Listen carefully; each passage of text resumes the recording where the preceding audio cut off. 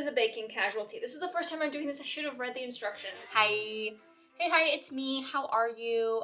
We're baking today. My mom is classically trained. She has a lot of like education in cooking. She isn't like a professional chef, but it's like one of her many passions. And her fiance is a chef, and he lives in Mexico. He grew up in Mexico. They went to this bakery a while ago and she had these conchas and they were delicious, she said. I'm gonna make some today. That was the most long-winded way to say that I'm making conchas. I'm making a pan dulce. But here, she uses this recipe from King Arthur. She has her own tweaks to it that I'm going to do as well that she's told me about. And we're just gonna follow this recipe and like see how they turn out. Oh, look at her. Hi, baby. Where are you going? Been going up into this cupboard. Grandma opened it for them. This cupboard is open and she's gonna climb up in there. Give her a second. No, she's gonna fight the bowl instead. Let's make some conchas. I'm so excited. My mom says they're delicious and I'm so excited to eat them. But this is a process. So I'm gonna start with the starter, and I thought we could like go through this together and it'd be like a bake with me day. You wanna bake with me? Let's bake together. I'm gonna start by making my starter to the King Arthur recipe down below. Oh, I gotta trim your nails. Down below, so that if you want to make your own conchas, pan dulces with me, we can make them together. That would be so fun. Okay, let's start making our starter. I'm gonna be using my KitchenAid for this. You can make these by hand. It just needs to be kneaded a lot. It's an enriched dough. It's basically brioche. Grab my kitchen scale. I love this. We use this for everything, but especially for baking, a kitchen scale is essential to me, along with the KitchenAid mixer. But if you just are gonna get one special equipment item, get yourself a scale. You can get one secondhand. You can get one pretty cheaply on the internet or at your local kitchen supply store. I even probably think you could get it at Walmart or Target, wherever you can find one, because it is essential to all of this. Tear it on there so that it is at 0 with the bowl, and I'm going to add warm water. It's calling for 3/4 cup or 170 grams. So I'm just gonna get 170 grams on my scale here. Then my yeast, I'm just using traditional yeast. This is so nice. I baked bread with it this morning and oh my God, did it not turn out beautifully. Is it saying 2 tablespoons? 2 teaspoons, not teaspoons. Girl, get it together. TSP. I wish you could smell this because it is just the freshest yeast. It smells, oh, so good. And the recipe doesn't call for this, but I'm going to add a wee bit of honey. I find that the yeast is a lot happier if it has a little bit of food in there. I'm doing not quite a tablespoon. This ends up being a sweet bread anyway, so adding a little bit of sweetness here isn't gonna change everything, I don't think. My mom doesn't do this, but this is just what I'm doing because I know my yeast. This is just regular honey too. 120 grams of bread flour. Amazing. It calls for King Arthur because it's from the King Arthur website, but I'm just using this Rogers. It's at my grocery store. Bread flour, unbleached. I think that's all that's really important here. 120 grams. Combine. I'm doing this in my KitchenAid bowl because this is the bowl we're gonna add everything to. Also, wash your freaking hands if you're baking, okay? Don't be gross. What do you got over there? You guarding a pen? Were you playing with that? Oh, silly girl. Set an hour timer to let that do its thing. It's gonna get all bubbly. And while we're waiting for that timer to go, I'm going to weigh everything out and get everything prepped for the rest of the dough.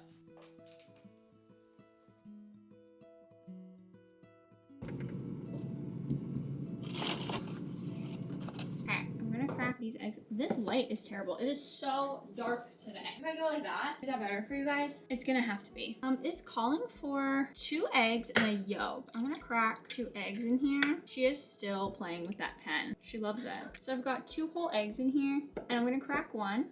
Take another bowl and kind of like crack it into my hand here and do like one of these. Cup it and let it. You guys hear that?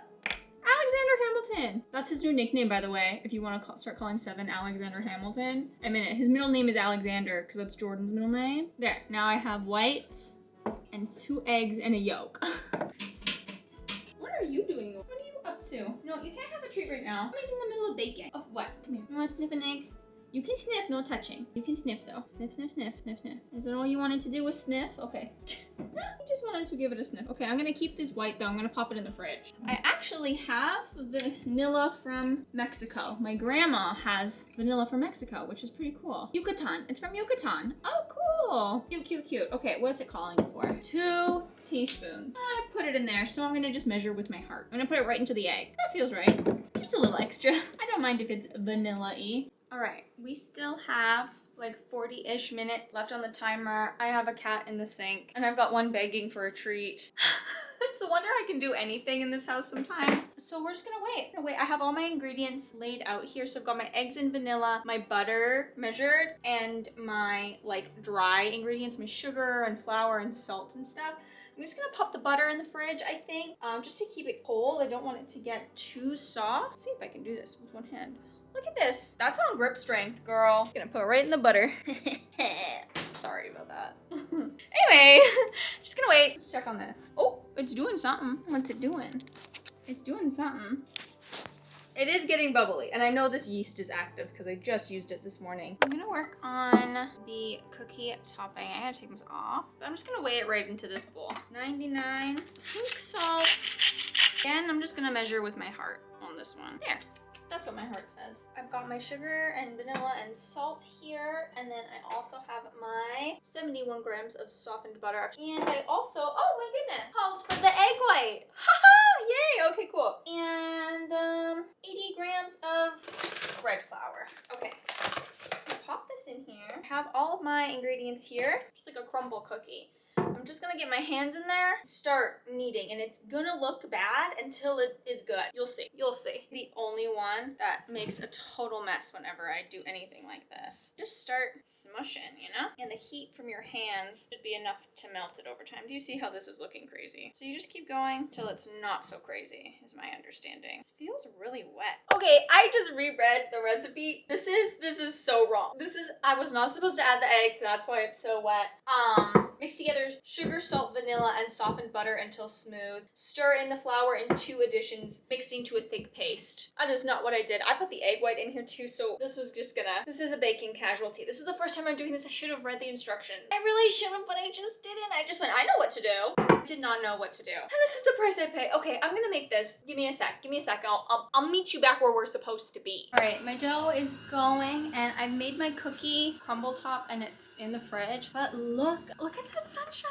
It has not been sunny here in like a week, and the sunshine is just so, I just want to stand out here forever. Look at this. I don't know how well you could see it, but oh my goodness, it is just amazing. All I want to do is be out here, and it's actually kind of nice. Like, it's just crispy. Missing the island today, but this sun is definitely helping. Okay, I feel like I didn't record something. I went outside, sat in the sun, and then I think I came in and didn't record. And by think, I mean, I know, because I'm at a point where like my dough is proofed, and I've made my little crackling rounds, and I don't have footage of that. So either I didn't hit record, or I don't know what happened. I also have all of my baking pans prepared, greased, and parchment. Okay, it is time to turn out our dough. We are looking for equal portions of roughly 89 grams. And this is the part where you have to work fast. You don't want these to sit out for more than another like 30-ish minutes or they'll overproof. So I'm gonna get my bench scraper a little clean here. Cut my proofing time a little short to buy myself a little extra time at this phase. I have my bench scraper dough, and it says you can either grease or flour. I'm gonna flour. And first, I'm gonna turn the dough out on my work surface that's light here. I'm just gonna dump a little bit of this on the countertop. Yeah. Ooh! And I've got my scale, and I'm gonna use my bench scraper to just too big. And once I have that, and see how I have like the little scrap in there, I'm just gonna kind of lightly shake. Just fold it in on itself. Just get a little bit of so I have a nice taut surface, and then it's gonna go on my tray. Just rinse and repeat. Press it, and I always feel so much more accomplished and satisfied when I've made something physical. My trays are pretty small, so I'm just doing 4 per tray here, and I'm just leaving them out because we're gonna slap our cracklins on top. All right, I wanna put my toppers on them now. They are just these little cookie sheets. They're essentially sugar cookie. Have a beaten up egg here, a pastry brush. I'm just gonna brush. Let's see if I can slap these on. Oh, I think my cracklins are a little big. Mine are a little big. I made them too big. Oh, I made them a little thin too. Okay. You live and you learn, girl. You live and you learn. It's the first time I'm doing this. Now I've got them covered. I'm just gonna take my knife and just cut a little design. Normally these conchas get like cutter that's a stamp that looks like a shell, but I don't have one of those. Got them. They're ready. I'm gonna let them finish proofing. It's oven time. We are proofed. We're ready to go. They might be a wee bit underproofed. I'm unsure, but it's a little cold in here, but it's been like 50 minutes and I don't want them to overproof. I've set the oven to 18 minutes. That was the minimum bake time they said, and this is a gas stove. I'm gonna sit down and drink some water. I've been like working in between doing shorts and stuff like that, so like my brain is hurting. But when these are all out of the oven, I'm gonna let them cool, hop into a shower, and I'll show you what they look like. So just for you, it'll be a second. For me, it'll be like an hour. For you, just a moment. So the moment is over. You're now seeing the conchas. Okay, I know this is a baking vlog, but does anybody else's cat do this? Look at her. Look at her sitting like this. She's just sitting so perfectly. Look at this. What am I supposed to do about that? Why is she prettier than me? She's the prettiest little thing. And she just sits here on the edge of the couch like it's no big deal that she's this beautiful. She has no idea. Oh my goodness, you have no idea, do you? Okay. They kind of look really good. This one looks the best. Look at this one. They're beautiful. Okay. Yeah. That's fun. Okay. Oh wow, they're really soft. Beautiful. Look at it.